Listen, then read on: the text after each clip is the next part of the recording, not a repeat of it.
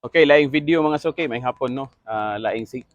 May hapon kaninyong tanan. Today is March 15, 2024, 4 o'clock in the afternoon. And then akong i-share sa inyo kaninga video featuring Mitsubishi Canter 10 feet. 10 feet ni siya mga suki with an engine of 4D33. Okay? So akong i-share sa inyo kaninga unit sold na ni siya and bound for Silay, Negros Occidental. So daghang salamat sa atong suki diha sa Negros Occidental, ang mga Celeste Brothers, ang Cibro Transport no. Ato ng mga suki. So daghang kay salamat sa inyong suporta ug pagsalig kanunay sa Asia Japan Surplus. So akong i-share ni nga unit, unsa ni nga unit. Okay, kani nga unit is a Mitsubishi Canter with an engine of 4D33. So ang pagkahalin na niya is as is where is running condition. So meaning gikan sa right side atong gibali ang manubela to left. So converted na ni siya from Japan. Originally right-handed sa Japan atong gitransfer to left. Okay?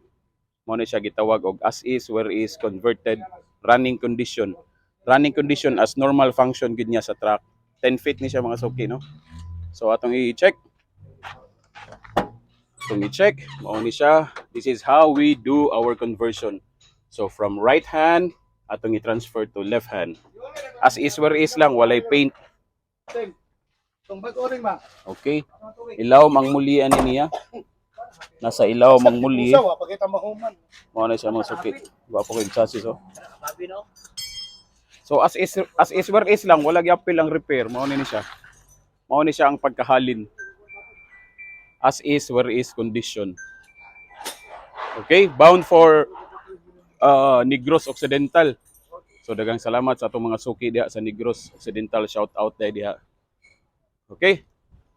Don't forget to like, subscribe sa atong Facebook page, Asia Japan Surplus TV. No, Asia Japan Surplus Cebu branch mao na tong Facebook page. Og ang ay kalimot pod sa subscribe og pag-like and share sa atong YouTube channel, ang Asia Surplus TV. Okay? Thank you so much mga suki. Bye-bye.